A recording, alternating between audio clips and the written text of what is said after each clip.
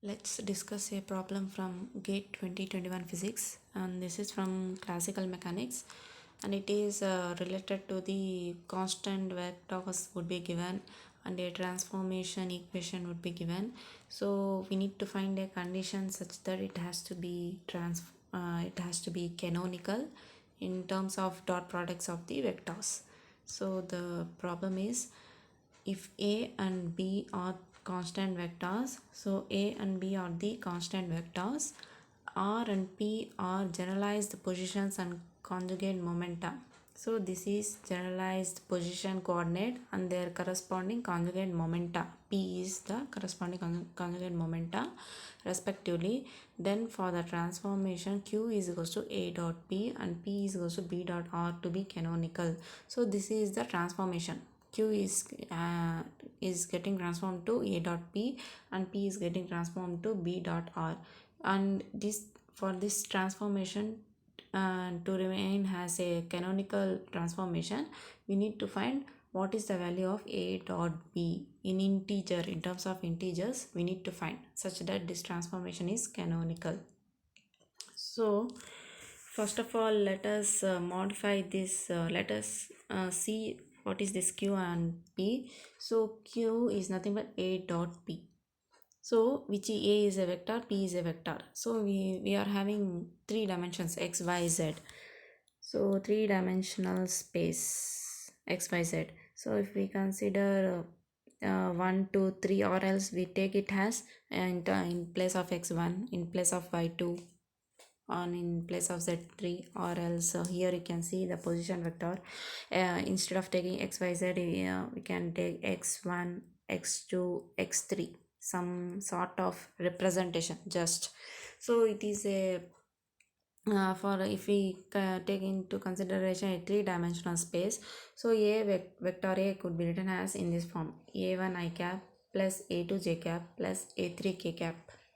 So this is a vector, constant vector, where a1, a2 and a3 are the constants. And next, p is nothing but momentum. Momentum is also a vector, so it is written as p1 I cap plus p2 j cap plus p3 k cap.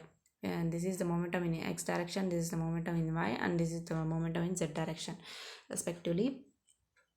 So instead of xyz, we can make use of 1 2 3 like that. And next, what is, so if we do dot product, what we will get: a1 p1, a2 p2 and a3 p3. So that is the thing we are getting. So all added up together, so they all, this is the result we are getting by doing dot product. This could be written in this form. That means summation ai pi. So in the place of I, we will place 1 next 2 next 3, we just add it up. That is nothing but this simple form. In the same manner, b dot r is nothing but this. B is nothing but v1 I cap plus b2 j cap plus b3 k cap, which is a constant vector, and this is a position vector. And then generally it has to be xi cap plus yj cap plus zk cap, but here for the ease of notation, we are using compressed form. For the ease of compressed form, we are using x1, x2, x3, that they are nothing but x, y, z. So this in the same manner, we will get b1 x1 plus b2 x2 plus b3 x3, which could be written in this form: summation bj xj. As here we have already used I, so here we are using j. So we can also use I like that. Only matter is just to show a variation. So when it is here, it is in the place of I, we are having 1.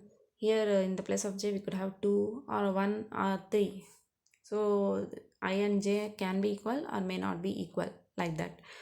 So now they are asking that this transformation has to be canonical. That means this transformation and this transformation, it has to be canonical. So the condition is, in terms of a dot b, we need to find out. So first of all, the condition for a transformation to be canonical is this: the Poisson bracket of that particular q and p, that means new coordinates of q and p must be equal to 1. Their Poisson brackets.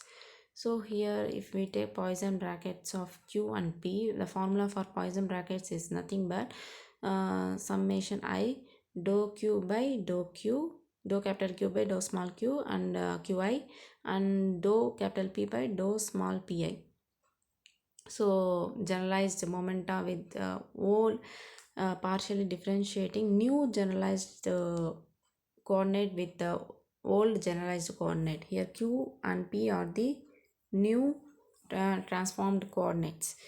Small q and small p are the old coordinates. So next, minus dou q by dou pi, dou p capital P by dou qi. So here summation we are using I ranges from 1 to 3 like that. So this is the formula for the Poisson brackets. So now we need to apply this formula for this. So here q and p, in the place of q we are having this, in the place of p we are having, just now we have derived.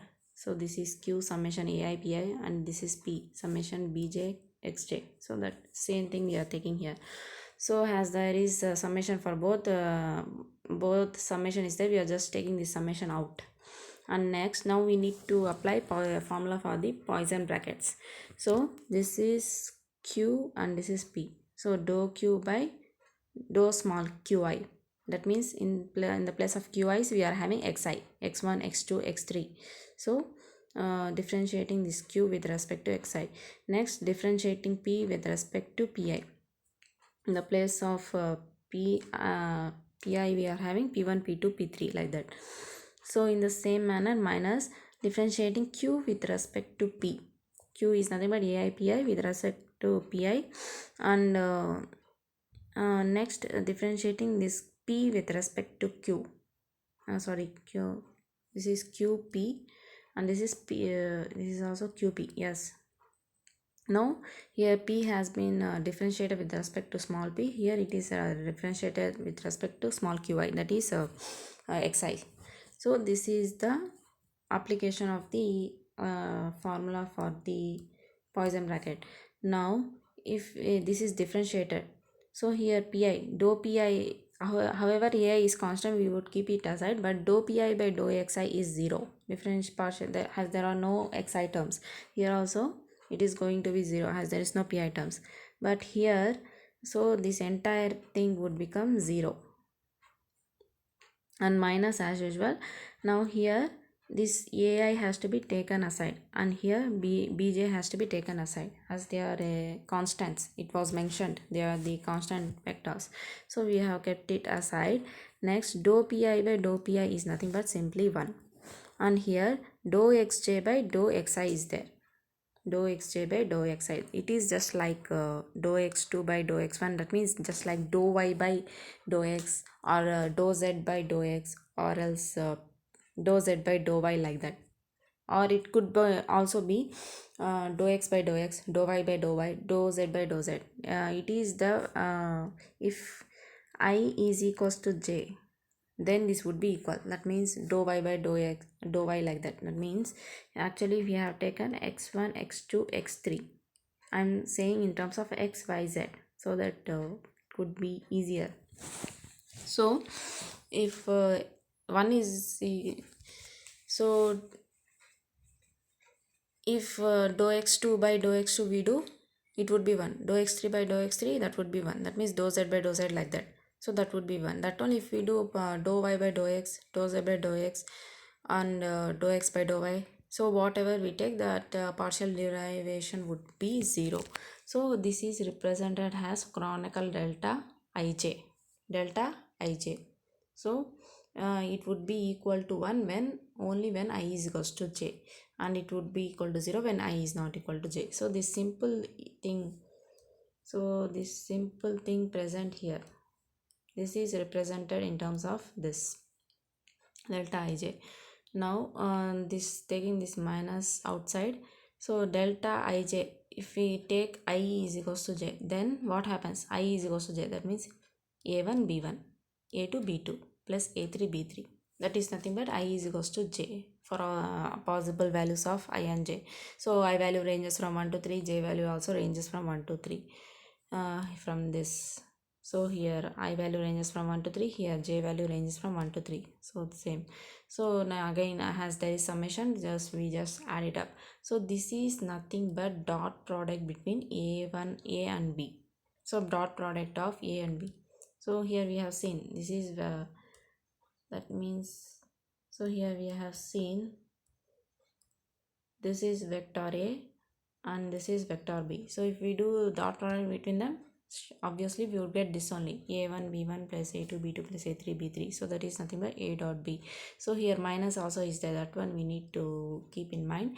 So the multiplying with minus on both sides, what we will get, a dot b, finally a dot b is equals to -1. So this is the thing we are going to get finally. So in the question what they have asked us to find out is a dot b only, value of a dot b in integer if this transformation has to be canonical. So it is, answer for this is -1. So this is a negative 1. So this is a negative integer. So in terms of integer it is -1. So there is no decimal value.